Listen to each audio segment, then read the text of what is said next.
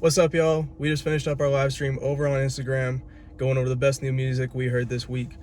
Follow me at still.calio on IG and catch us every Monday. Come chat and find some music that hopefully you'll love while you're there. But if you missed the live stream and still want to be updated on new music, just scroll down, hit the links down below for the Apple Music and Spotify playlists. They're updated every Sunday night, Monday at the latest. And if you want to find out what our absolute favorite songs were, hit the link down below. Follow the TikTok at stillcalio over there. Also, check out Manny on all of his social media. Here's his Twitter, here's his Instagram, and here is his TikTok. And if you're interested on stories around the NBA, go subscribe to him at League Talk. League Talk. Yeah, League Talk. League Talk with space in between. Yeah. Get it right. And it'll be linked down below anyways. Yeah. What came out this week? J. Cole. J. Cole. That was the major release. That was the big this part. week, but we also had like a lot of releases this week.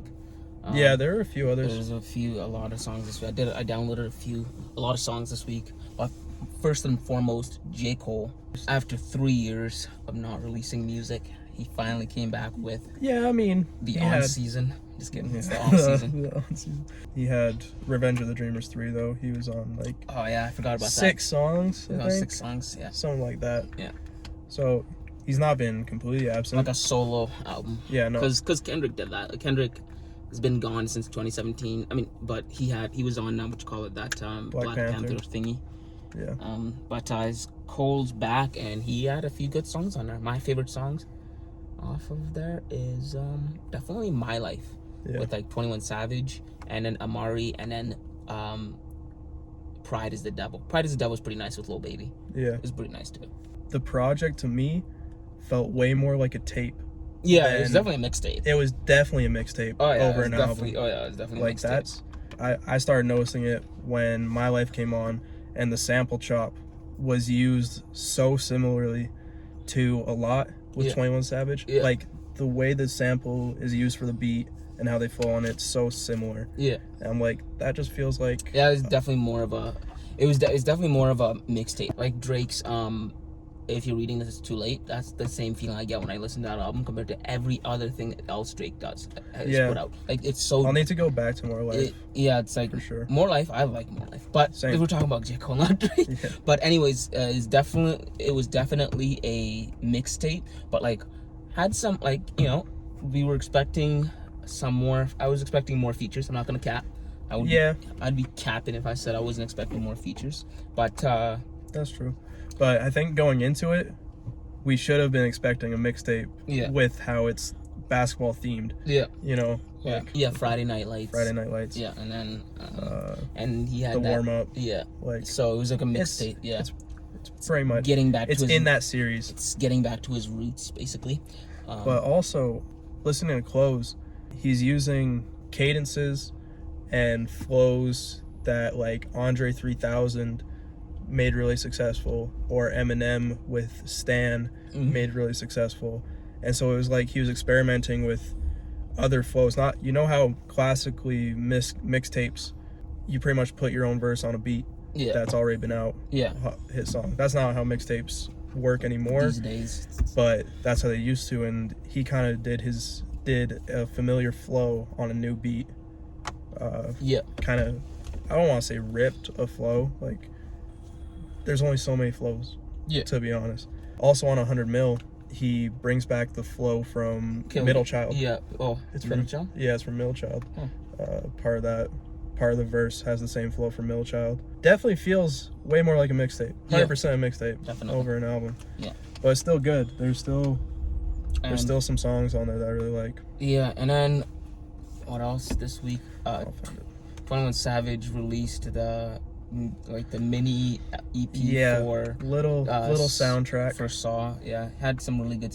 It had the song with Flo Millie Go Lightly on there, and an Emergency. Those are my favorites. There was a song on there with Young Nudie. I don't even know if Young Nudie's a part of Slaughter Gang, honestly. I don't know. Because he has a lot of songs with 21 Savage. I don't know if he's on Slaughter Gang or not. And because I looked through like his albums and I checked like underneath to see like what it's like, and it doesn't say Slaughter Gang LC or anything like that. So I don't know, but Young Nudie was on there, and it was really nice. Gunna and Young Thug and 21 Savage were on Emergency. That was my favorite. That was really good.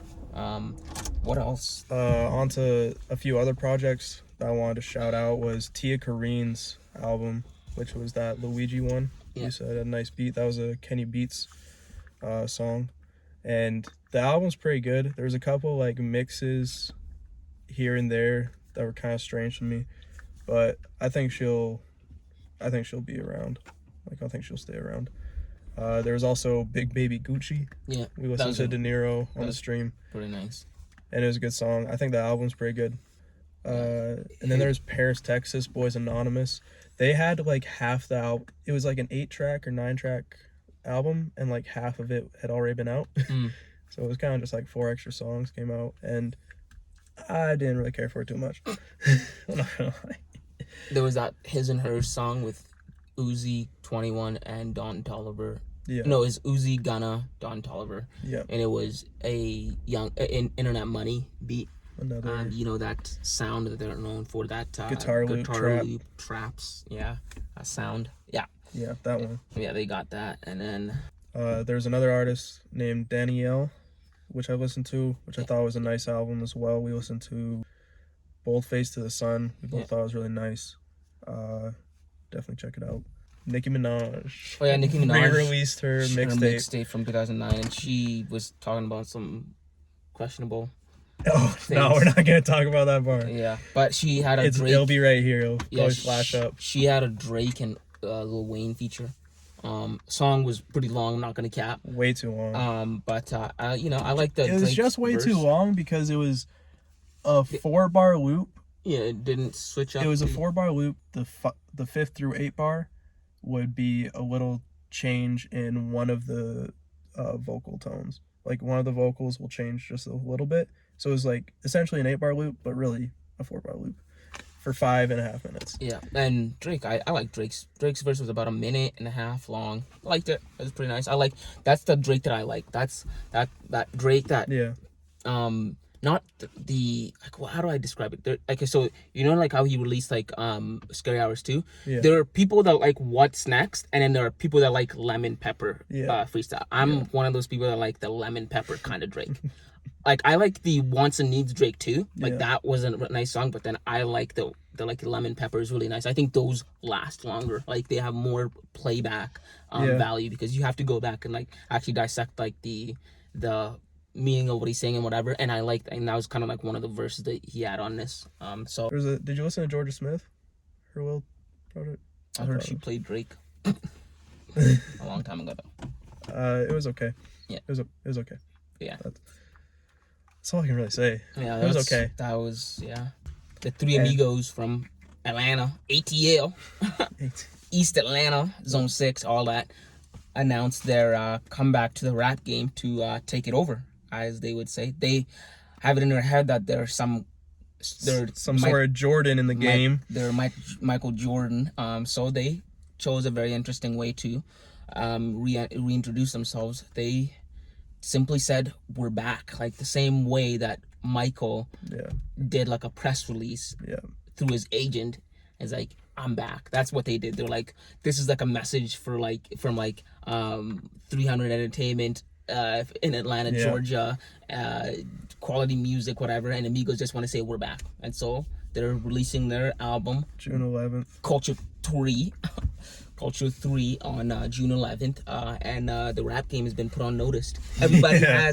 Everybody, according to the Amigos, everybody has until June 11th to drop. Because after June 11th, it's over for all of these rappers. You're done. Dunzo. You're done. You don't know. Okay? Dunzo. They released a single. It was named Straightening. I cap not. It was Straightening. But if you're from if you're from ATL, you say straightening. You don't use, you know what I mean? Skirt. Bro. You've been put on notice, every rapper out there. June 11th, it's over for you, Hope. I mean, it's over for you guys. You better be dropped. You better drop it before June 11th, because after that, it's game over. And so, yeah, that concludes the week. That's it for this week's music discussion. But before you go, drop down in the comments, what have you been listening to lately? Let us know about it. You better not say Cardi B. Bro. Any album recommendations, or if it's just your new favorite song, let us know about it. We'll probably check it out. If you haven't liked the video yet, just refresh it instead. That would probably be better. And consider subscribing. Peace, y'all.